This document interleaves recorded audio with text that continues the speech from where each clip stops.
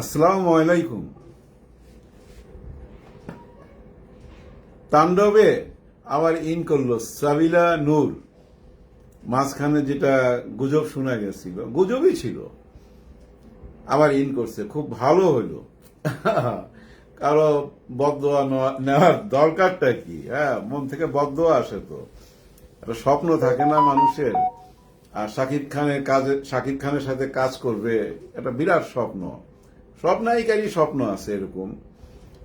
কিন্তু আজকে কথা হবে জঙ্গলি নিয়ে।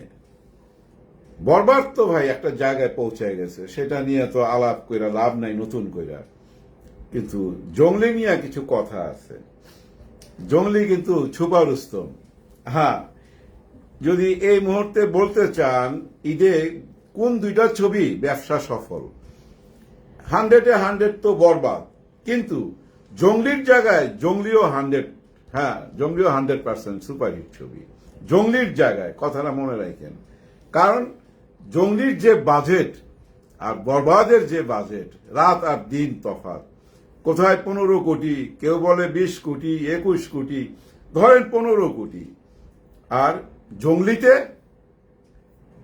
2।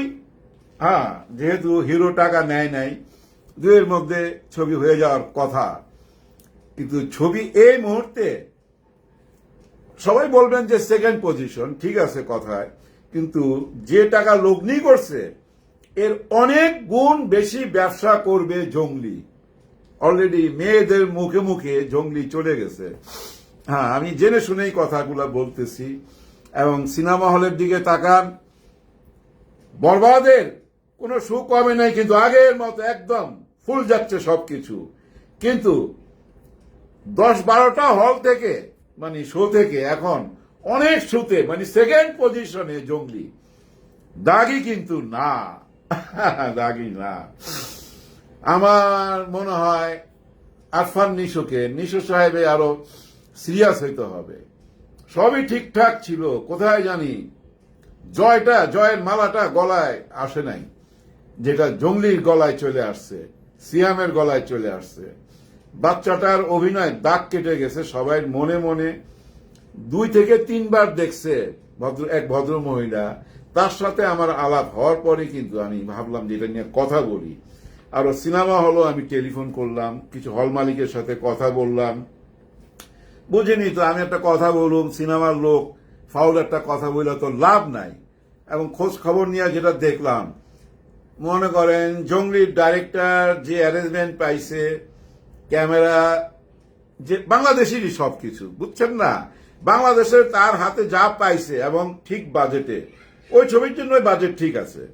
ওই বাজেটে যে ছবি বানাইছে, ওই ছবি অনেক বেশি ব্যবসা করবে। মনে করেন যদি 2 কোটি খরচ করে 6 কোটি ব্যবসা করবে, 3 কোটি করলে না হলে 7-8 কোটি ব্যবসা করবে। কিভাবে দেখেন, কর্পোরেট লেভেলে ওনাদের মিডিয়া পার্টনার এটা ওনাদের আছে।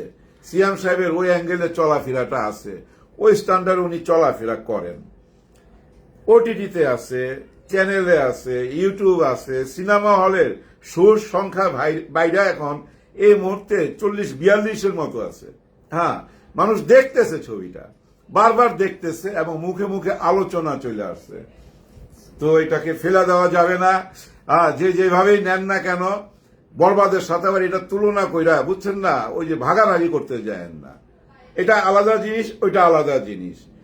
এই জিনিসটা কিন্তু আবার এই যে জঙ্গলি, এটা কিন্তু আবার আমাদের ওই যে প্রথম আলো আছে না, দেখবেন প্রথম আলো পুরাটা জয় কইরা ফেলাইছে। প্রথম আলোর অনেকগুলা পুরস্কার নিয়ে চলে যাবে।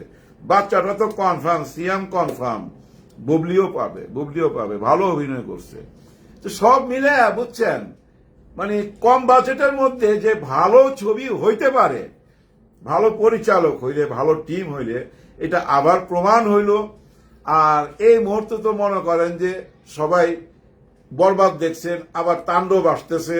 তাণ্ডবে আবার এই সাবিলা নূর, উনিও আবার ইন করছে। কিন্তু জয়া আহসান আমার প্রিয় আর্টিস্ট, হ্যাঁ, উনি আছেন কিনা সন্দেহ। আমার মনে হয় নাই, থাকতেও পারে। না থাকলে কে আসবে সেটা একটা প্রশ্ন। দেখা যাক কে আসে। আজকে এইটুকুই বলতে আসছিলাম যে আপনারা যারা জঙ্গলি দেখেন নাই, দেখেন, বরবাদ তো দেখছিনি, ওইটা আলাদা করে রাখেন, কিন্তু সিয়ামের এই জঙ্গলিটা দেখেন। জঙ্গলি আমি দেখছি ব্যক্তিগতভাবে, আমার প্রথম যখন দেখছি, আমার ওই কন্টেন্টটা আপনারা যারা দেখছেন নিশ্চয়ই মনে আছে, ভালো বলছি, কিন্তু কোথায় যেন কিছু প্রশ্ন রেখে দিয়েছিলাম, আমার কাছে একটু স্লো মনে হয়েছিল, সেটা আমার ব্যক্তিগত।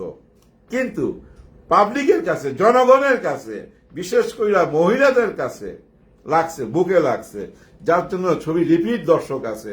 আর যে ছবি রিপিট দর্শক থাকে, ওই ছবি কেউ সরাই দিতে পারবে না। জঙ্গলি সাকসেসফুল। সবার জন্য সবাই দোয়া করবেন। আল্লাহ হাফেজ।